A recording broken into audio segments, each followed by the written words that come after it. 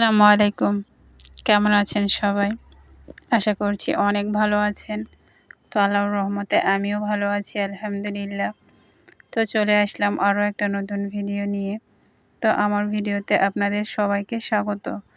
দেশ এবং প্রবাসে যাই যেখানে কর্মরত অবস্থাতে আছেন, আল্লাহ পাক যেন সবাইকে সুস্থ রাখেন, ভালো রাখেন। আর এই ভালো থাকাকে ঘিরে আমাদের প্রতিদিনের পথ চলা। তো আজ আমি আপনাদের সাথে কিছু বিষয় শেয়ার করব, যেগুলো হচ্ছে আমার পরিবারে আমরা কতজন সদস্য আছি। আর আমার হাজব্যান্ড তো প্রবাসে থাকে, সেটা তো আপনাদেরকে আমি অলরেডি আমার ভিডিওতে বলেছি।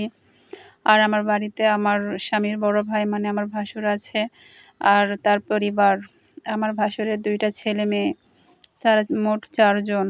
আমার স্বামীরা 3 ভাই বোন, আমার স্বামীরা হচ্ছে 2 ভাই 1 বোন। পরিবারের বড় ছেলে হচ্ছে আমার ভাসুর, তারপর হচ্ছে আমার ননদ।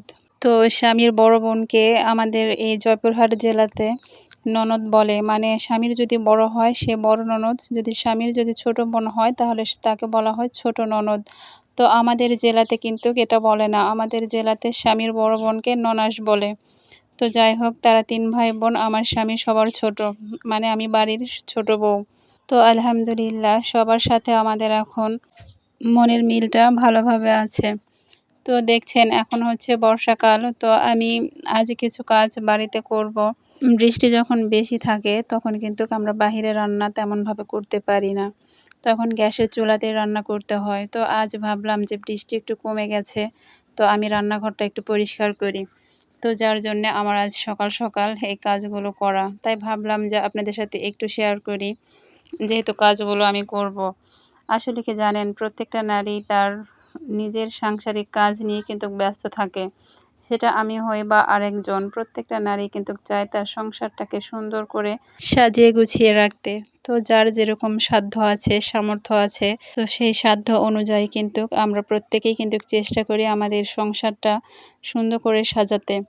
তো একটা মেয়ে যখন বিবাহিত জীবনে প্রথমে পা রাখে, তখন কিন্তু সে কোনো কিছুই জানে না, যেমন আমিও জানতাম না। তো আমি যে এই কাজগুলো করছি আপনারা দেখছেন, এই কাজগুলো কিন্তু আমি নিজে থেকেই শিখে গেছি। যখন আমার শাশুড়ি এই কাজগুলো করতো, তখন আমি দেখতাম দেখতাম আর মনে মনে ভাবতাম যে এবার যেহেতু আমার শাশুড়ি মা করতেছে, তারপর থেকে আমি আর তাকে করতে দিব না, আমি নিজে থেকে এগুলো করব। তো আলহামদুলিল্লাহ, যেই কথা সেই কাজ। তারপর থেকে যে আমি শুরু করেছি, আজও আমি এই কাজগুলো আমি নিজেই বেশিরভাগ এই কাজগুলো করি। আসলে সংসার জীবনটা এরকমই, যে কিছু না জানলেও সেগুলো দেখেও কিন্তু শিখে নেওয়া যায়, বা অন্যের কাছ থেকেও শিখে নিতে হয়। তো পরিবারের গল্প অনেক কিছু আপনাদের সাথে আজ শেয়ার করলাম। তো ভিডিওটা কেমন লাগলো অবশ্যই কমেন্টে জানাবেন। তো আপনারা দেখতে পাচ্ছেন আমাদের মাটির চুলার ফাইনাল লুক। তো সবাই ভালো থাকবেন, সুস্থ থাকবেন। আজ এই পর্যন্তই, দেখা হবে আগামী ভিডিওতে।